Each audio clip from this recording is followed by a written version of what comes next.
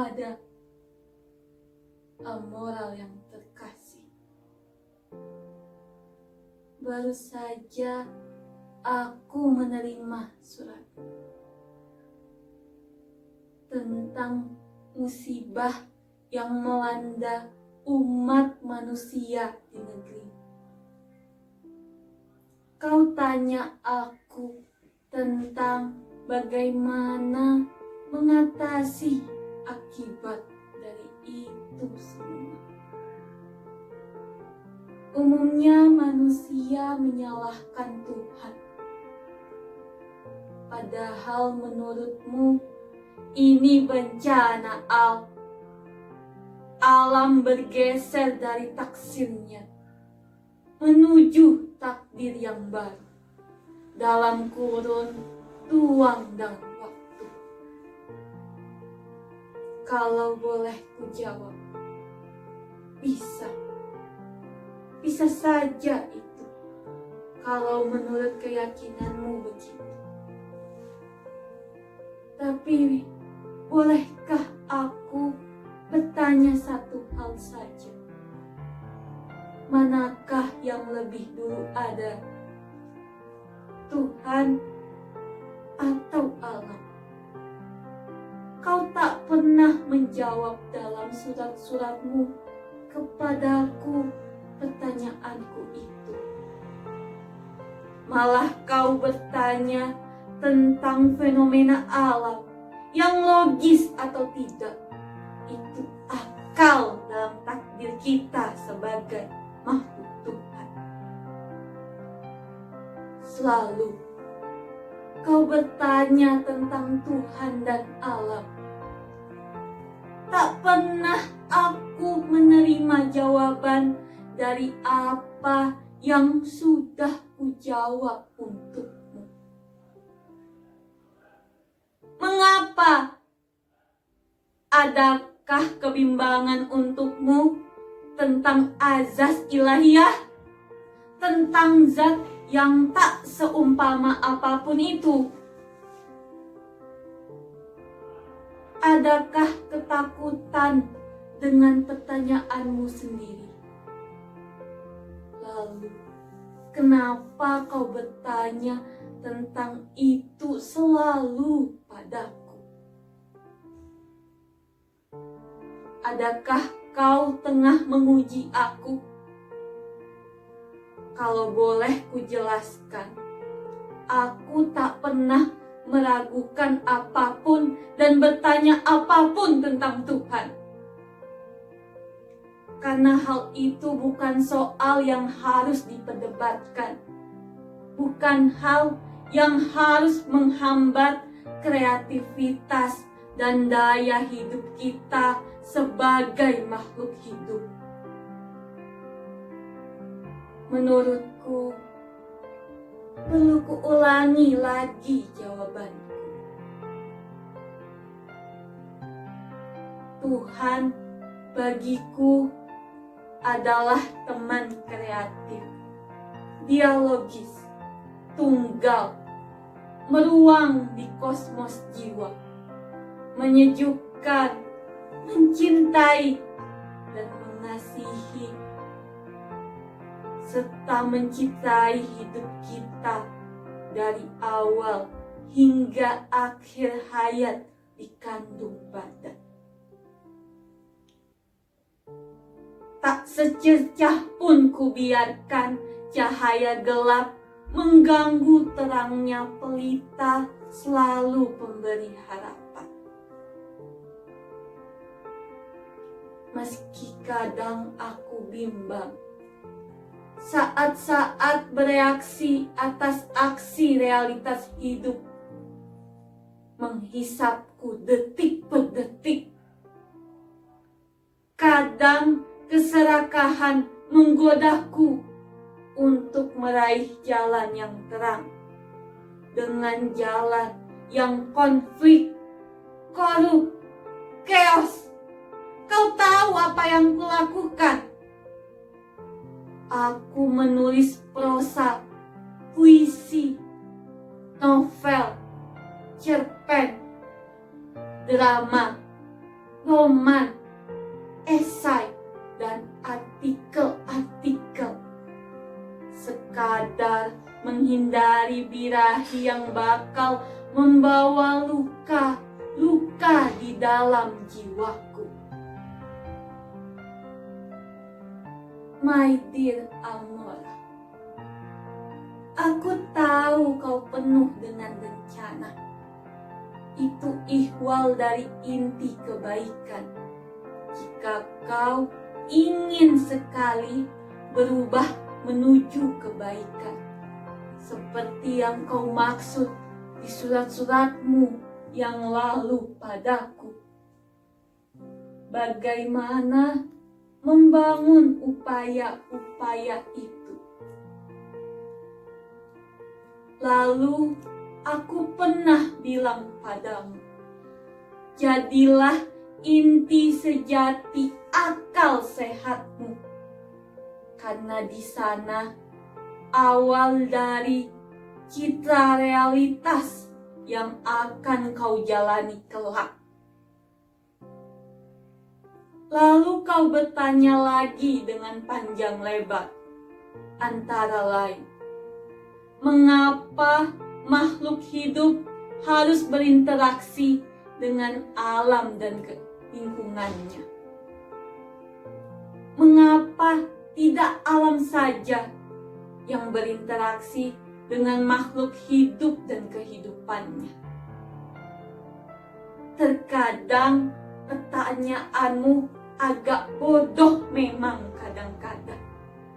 Tapi ku jawab juga kan? Ya, itulah kewajaran saling berinteraksi fadilah ilahiyah. Sejak saat itu, sejak terakhir ku jawab pertanyaanmu seperti itu, kau tak pernah lagi bersurat padaku. Kau bahkan hilang seperti gaib dalam semesta. Amoral yang terkasih, yang hilang bersama waktu. Di manakah kamu jika kau kebetulan menyaksikan pertunjukanku ini? Aku sebetulnya sudah mati. Ya, aku sudah mati. Karena aku telah kehilangan teman sejawat yang selama ini memberiku kehidupan lewat kata dan pertanyaanmu yang kadang menggelitiku untuk memberi jawaban. Bagaimana dengan cara itu aku mendapat hikmah dari kata dan tanyamu?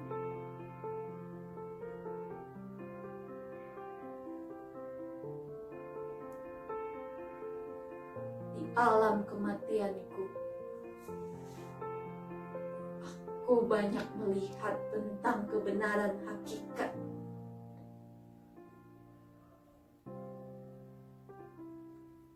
Tentang pengkhianatan sebagai bekal kekekalan. Jika kita dapat mengalahkannya atau membunuhnya dengan pisau terhunus, meski korban harus jatuh, barangkali itu yang disebut dengan cinta terhadap sesama.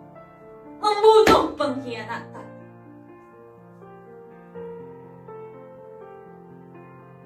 Kini aku dengan leluasa bisa melihat semua kebohongan dari alam kematianku. Aku bisa melihat bagaimana kau bermain dengan malaikat hitam, melakukan pembantaian terhadap talenta-talenta yang kau miliki lewat sejuta alibi tentang kebaikan, aklamasi. Padahal kau membuat ruang-ruang berkelas, memenjarakan orang-orang yang kau sebut terkasih di dalam etalase berlogo, belabel besar popularitas. Lalu kau pandangi mereka dari singgasanamu yang berada di sudut-sudut tersembunyi sambil menikmati vodka, menghisap jempol kakimu sendiri, memilih waktu yang kau butuhkan sebagai budak kapital dengan sistem paguyuban.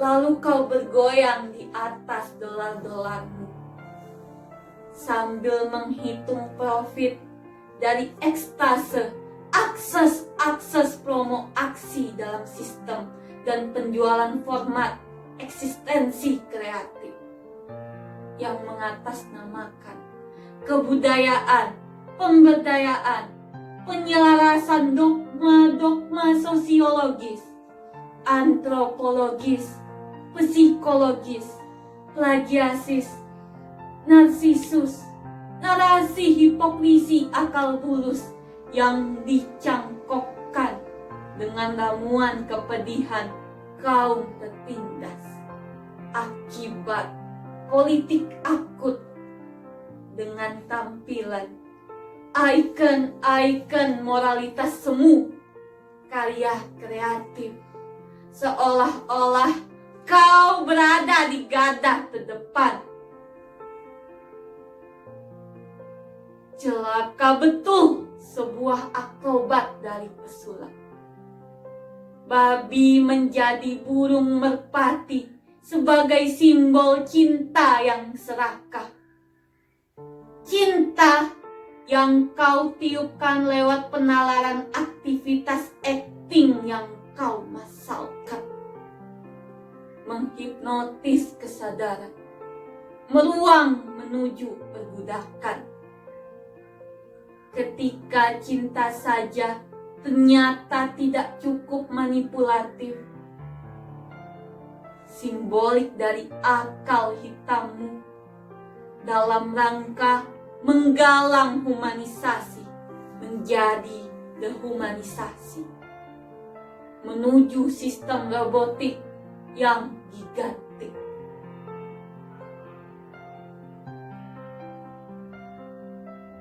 Kau akronimkan menjadi paguyuban misalnya. Itulah psikologi awal dari permasalahan perbudakan kreatif.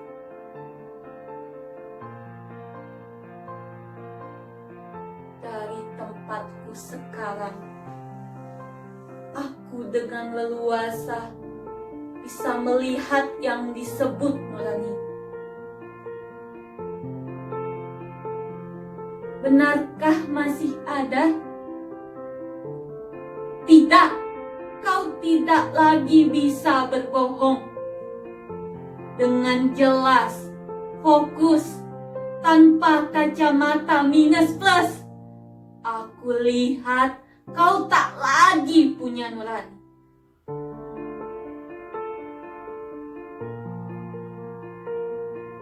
Ternyata sudah lama kau jual pada sistem yang selama ini selalu kau hujat lewat karya-karya kreatifmu.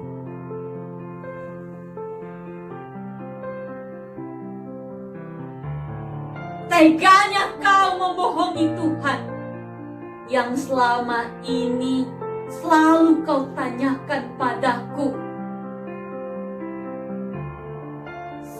Sekarang aku baru tahu, Tuhan yang kau tanyakan padaku, sebenarnya kau menginginkan sebuah pengakuan. Siapa yang menentukan mati hidupnya kreativitas? Kau atau Tuhan? Begitu kan esensinya? Masih juga kau mengelak? Kenapa tak langsung saja kau katakan padaku ketika aku masih hidup? Frontal saja, berhadapan denganku, tersurat yang tersirat.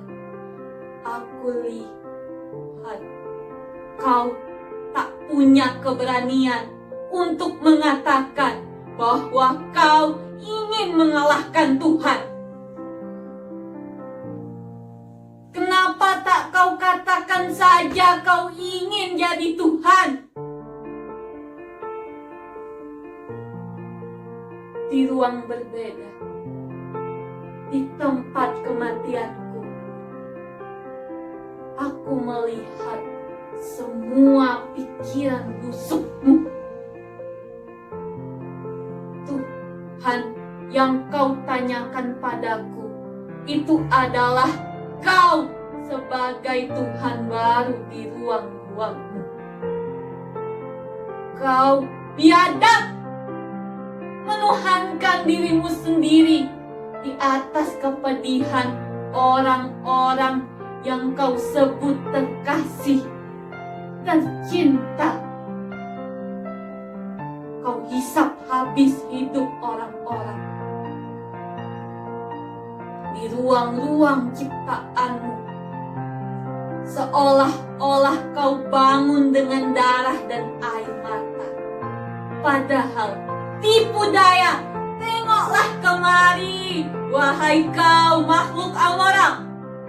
Pandangi aku, katakan aku sebagai pengkhianat. Katakan apa saja tentangku.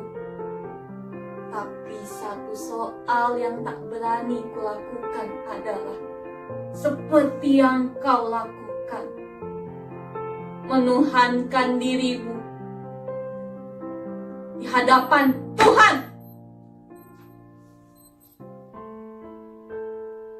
Ya Rabbi, Ya Al-Khaliq, Ya Alif, Ya Allah. Sudah lama aku tak sebut namamu. Aku rindu. Aku disesatkan. Aku bodoh. Aku kepedihan. Aku biang lala nestapa. Aku siksa. Aku batu. Aku digelapkan dan dibutakan. Aku dihipnotis oleh popularitas, oleh kata, oleh simbol, oleh sloganitas peradaban sang amoral. Aku tersesat ya Rabbi. Aku celaka. Aku durhaka. Aku neraka. Aku api. Aku amuk. Amora yang terkasih, ingat, saat kau berhadapan dengan Al-Khaliq, ada yang tidak bisa kau pungkiri. Mulutmu, matamu, telingamu, seluruh pori-porimu akan berubah menjadi naga, menerkam, mencabik-cabik tubuh